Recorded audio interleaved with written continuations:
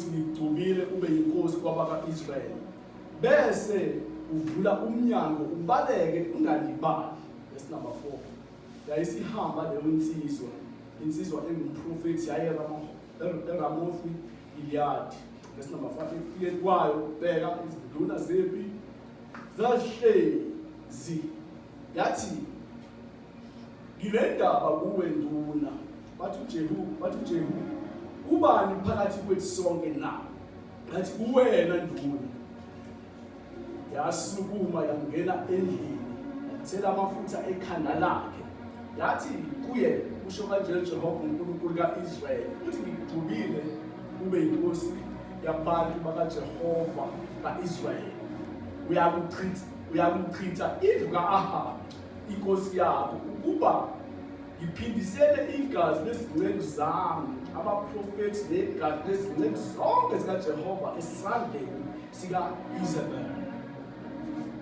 Izwi lakho linamandla liphilile moya engcwele alinqotshwa yilutho lona linqoba konke uyadala baba uthi unamandla wonke egameni likaJesu. Ngicobe Nkosi yami sekuseni khuluma ngalo sifunde ukuba unamandla akho in the name of Jesus.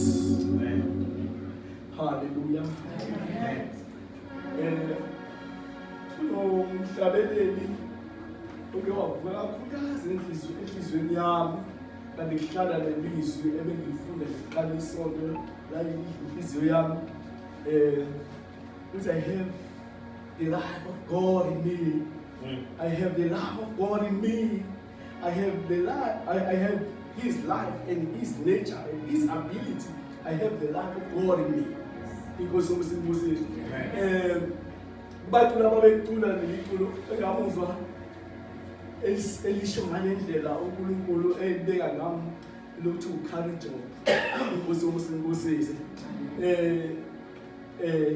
la into engibhekayo ke noma uNkulunkulu afundisa yona mawuzofunda incwadi yabaseFesu chapter 1 verse number 4 uthi uNkulunkulu ngaphambi ukuthi umhlaba usekelwe wasikhetha inkosi yomusimbusisi wasikhetha isikhethelani indaba esikhethe. Hallelujah. Impendulo yalokho ngayithola kuJohn 15 verse number 16. Hallelujah. Lapho uJesu khona usikhethile athini isikhethe yena or usikhethele ukuthi sihambe sithele izithelo. Inkosi yomusimbusisi lesithelo esisithelayo sihlakane. Inkosi yomusimbusisi lana ke mengizoyirelate noma yicombine nale ncwadi esifundile sithola la umprofethi uElisha umprofethi okhethwe uNkulunkulu umprofethi omkhulu wakwaJuda uNkulunkulu asebenze ngaye noma enze ngaye izinto ezinkulu. Inkosi yomusimbusisi haleluya. Noma abaprofethi abakhona bangazama ukuthi bazenza haleluya noma kufanele izingeni likaElisha inkosi yomusimbusisi bangashoda ngento eyodwa ukufinyelela khona ngoba imfihlakalo kaElisha wayehlala noNkulunkulu. uNkulunkulu akamsebenzisi umuntu ongahlali naye. Uthi uJesu ekhuluma encwadini kaJohn 15 uthi hlalani kimi nami kimi. Yabonela i-cross over. Inkosi yomusimbusisi mawuhlala kuye naye unjani ukuhlala kuwe bese kwazi ukusebenza ngawe. Sinabantu lezinsuku abafuna ukusetshenziswa uNkulunkulu bengahleli kuyena. Kuyinkinga ukufuna ukusetshenziswa ungahleli kuyena. Into emnandi ukuhlala kuyena ungasho akakusebenzisa yena bese ebona isidingo sokukusebenzisa okuhleli kuyena. Amen. Elisha wayilolo hlobo njalo ke labaprofethi. Uma ufunda noma uthi research ngoElisha azikho izinto ayisebenzisa. Wayesebenzisa amandla awanikezwe uNkulunkulu atholakala kuNkulunkulu. Ngoba wayexhumene noNkulunkulu inkosi yomusimbusisi. And indlebe kaElisha yayilalela okushiwo uNkulunkulu enze njengokusho kwaNkulunkulu inkosi yomusimbusisi. Lana lesifunda khona verse number 1 chapter 9 Makhosi esibili kuthiwa uNkulunkulu wakhuluma uElisha inkosi yomsindisisi ukuthi kunenkosi ekufanele igcotshwe inkosi yomsindisisi. Hallelujah. Mawufunda uyathola khona inkosi yayiveli ikhona inkosi yomsindisisi kuleyo ndawo. Kodwa umehluko ukuthi kwangeyona inkosi yakwaJuda noma yakwaIsrayeli leyikhona. uNkulunkulu wefuna inkosi ezoba yani ezohola isizwe sakhe Israel inkosi yomsindisisi. Amen. Sifundisiwe ngoIsrael ukuthi yini uIsrael. Hallelujah. Ibandla likaNkulunkulu abazalwane uIsrael. uJuda ibandla likaNkulunkulu abazalwane abadumisi inkosi yomsindisisi. Lana ke mawuyifunda le ndaba lo okwadingeka agcotshwe wengekho leko kukhona khona uElisha. uElisha wekwenye indawo lo kwafanele egcotshwe weseRamoth Gilead inkosi yomsindisisi. Angazi ngasiphi isizathu uNkulunkulu athi angashoda kuhamba uElisha. Kodwa uthe akathumele kumadodana abaprofeti ayehleli nawo lapho. Yini ayehlala namadodana abaprofeti nawo Elisha nabo? Kwabenzeka lento bazalwane kaIsrael noma kaJuda. Uma umprofeti ekhona emdala, hallelujah, laba abakhonza uNkulunkulu abancane, hallelujah, abafuna ukusetshenziswa noma abafuna ukufunda indlela zikaNkulunkulu, babeshiya bohlala nomprofeti. Hallelujah. Amen. Awuzokhumbula mawufunda ngathi Second Kings chapter 5, mawufunda kuthiwa amadodana abaprofeti acela ipermission yokuthi ayogawula ngoba eseminyene la ikhona. Yes, ayacela bani permission, ayicela kumprofeti lo owayewalusile senior prophet. Akamalanga azabela inkosi yomsindisisi. Kodwa ehambeni kwawo lithi iBhayibheli babesagawula. Kwenzeka kanjani? Baqathaka izembe. Hallelujah, nawele emanzini. Inkosi yomsindisisi. Yabo babengarepotanga ukuthi bayahamba. Bazoba i-disaster inkosi yomsindisisi.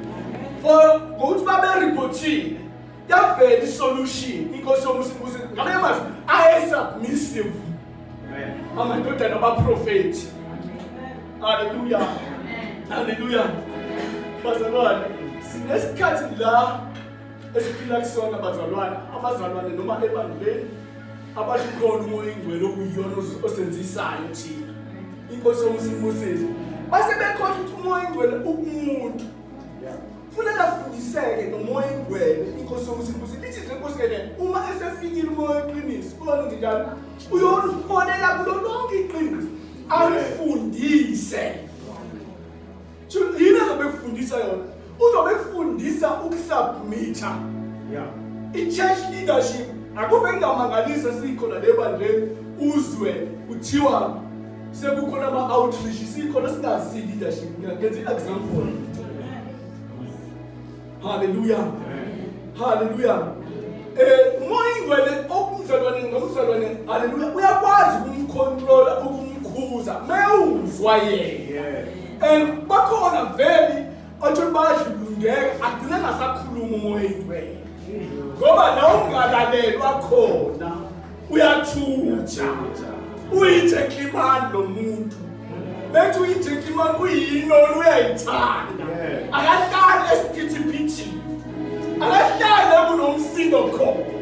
Akahlali endaweni eyalusayo. Inkosi yomsindisisi. Bese sekutheni amadodana abaprofeti, hallelujah, noma lo uJehu lesimthola ethulwa, hallelujah, umnikeza imiqathango azohamba ngayo enikezwe uElisha. Uthi uzothi ufika lapha eRamoth Gilead uzofika izinduna zempi zihleli, hallelujah. Kodwa wena umnikeza lo umfumo wamafutha. Uthamba nalamafuta. Afike kwakho kuyena. Wena uzomcela i-excuse ngeke wenze phakathi kwabanye. Uthi angithi bazalwane uNkulunkulu mekusebenzisa. Hallelujah. Hallelujah. Uyacela i-excuse ngempeleni.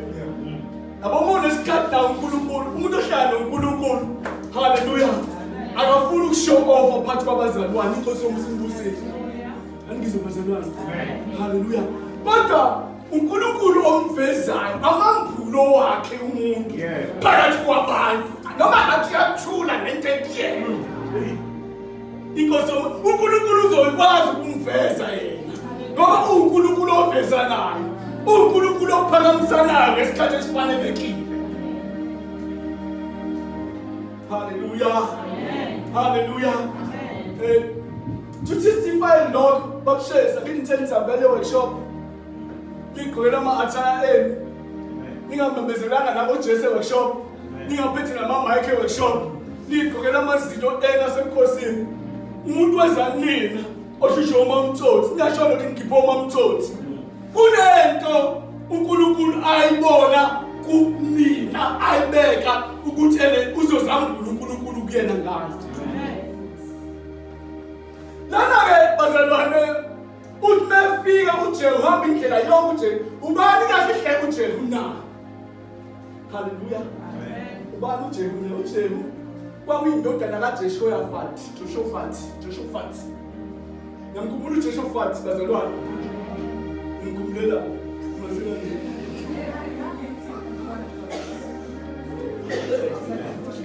Angeze mamcela. Ngimkhumbulela ngeze. Angeze.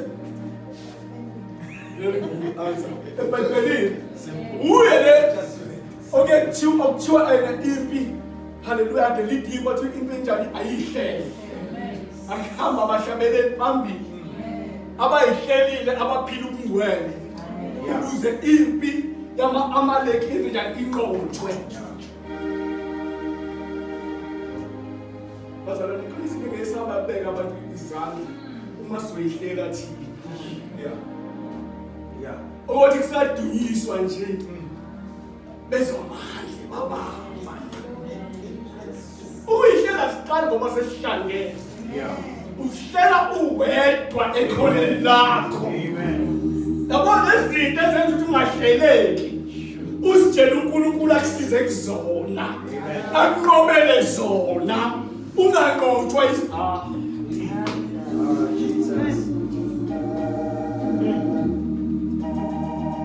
Asingalalela abantu bebekhuluma noma bebeshumayela mina bazalwane. Why? Because ngimncinyanyana. Babshezi ngena kumnumzi wabo ama-worshippers ayethule ebhekele efilathele ibandla. Why? Yabo bazalwane umuntu okholwayo omunye ononembeza. Ngisho nonembeza. Bese nonembeza. Uyasaba ukubheka abazalwane ngisho ngafakazi uzobheka phansi. Senonembeza ke lo. Khona ke lo sejwayele kakhulu. Akaqamba amanga nje. Athi ngibwele mina ebenza izinto.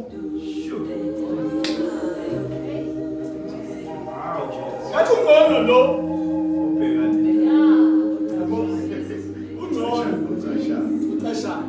Ukusakasizakala. Asekusizakala lo ikhalakhala.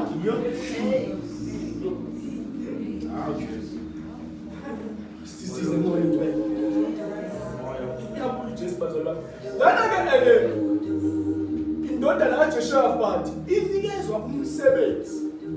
Inikezwa uNkulunkulu through Elisha. Hallelujah. Sizezona bazalwane. Hallelujah. uNkulunkulu we-order. Akakhulumi noJehu, akakhulumi nendodana yomprofeti. Ukhuluma kubani? U-Elisha okuyena ophethe i-institution. Ukuthi nayi job efanele yenziwe. Wena amongst these prophets bona ongamthuma kulabo batrainayo. Inkosi yomusinkosisi. Uyamthuma ke lo. Yabo enye into emenza u-Elisha, hallelujah, a-appointed lo amthumayo. Chuthi abo webazi indlela abaresponda ngayo in different cases. Yabo khona umuntu okuthuthi yakho akangaleli nje unalonke umuntu akangaleli. What's kakhulu? Hallelujah. Sathi inkosi bazalwane ekholweni ngisho nekhaya nje ekholweni general. Singalaleli umoya ingcwele. Bayinkathi umoya ingcwele ngeke ukhulume wehlezulwini. Uzokhuluma true umfundisi uShezi. Wena mazo undermine umfundisi uShezi uzolusa izinto zikaNkulunkulu zasezulwini. Uzokhuluma ngoSister Nobuhle. Wena mazobuka uSister Nobuhle undermine ngokwakho nangwestandard zakho uzolusa izinto zezulu. Inkosi yomsindisi. Bemsela ukuthi ena mawuhlala noNkulunkulu uNkulunkulu uyasebenzisa. Ingakho phela bazalwane singabantu abenza izinto ezingafanelekile. Haleluya. Abangaphakamisa uNkulunkulu abaphakamisa izinto ezibonakalayo. Angizwe. Until the Bible define ukholwa in the book of Hebrew chapter 11 ukholwa uqinisekisa ngezinto ezingabonwa uthembe. Angizwe. Haleluya. Wena mawusagijimela okubonwayo ukuthi kuzokusiza awungakakholwa egameni lenkosi yethu uJesu Kristu. Amen. Lithi iBhayibheli uNkulunkulu mekhuluma kuSolomon abantu bayabhubha ngani? Ngenxa lack of knowledge. Noma ungabatshela abazalwane abayizwa lento. Bafuna izinto eziphathekayo. Thina asibona bezinto eziphathekayo. Singabokholwa thina esikhethiwe. Sisebenzisa i-authority noma igunya esinikezwe lona. Kungegama likaJesu. Haleluya. Sikleme izinto. Uthobe imoya ngegama likaJesu. Amen. Let me tell you this. Uyazi ukuthi ngobani u-Elisha wenikeza indodana kaJehoshafati amafutha abazalwane. Ingoba uJesu wayengakalenge esiphambanweni. Wengakazi ukuthi first. Wengakazi ukuthi kuphelile. Wengakazi ukuthi kuphelelisiwe. Ngaleso sikhathi uNkulunkulu megcoba abantu kwadingeka kuhlatshwe inkomo. Leyo nkomo uphondo lwayo lathathwa kufakwa amafutha azogcotshwa ngayo. In these days, there is no need to singahlaba inkomo. Inkosi yobusinibusise. Bewukhona ogcotshwayo. Umoya ingcwele ozenzela yona into kubeka izandla umoya ingcwele operate.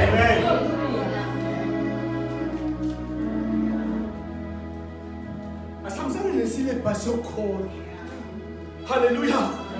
Asamsana nangibazalwane silebhasi yokholo. Amasilebhasi siyabona ashinda bazalwane inkosi yobusinibusise. Angithi ashintsheni izwi. Kodwa asilaleleni ngomoya inkosi yobusinibusise. Angithi lithi izinto ukhona yini ogulayo phakathi kwenu ngithi? Selazi bazalwane. Lithini mekhona kanze njani? Akabiza amalungu azokwenzani? Amthele ngamafutha. Haleluya. Shinga bebe sambe sothenga no oil. Bebe ngamafutha kuya ngomoya ingcwele. Abantu abazohlala uNkulunkulu babe nomoya ingcwele bebeka izandla. Kube khona izinhlanhla ezisukayo. Asifeni umuntu aphile. Umuntu asifiyele ngoba sikhona kuye.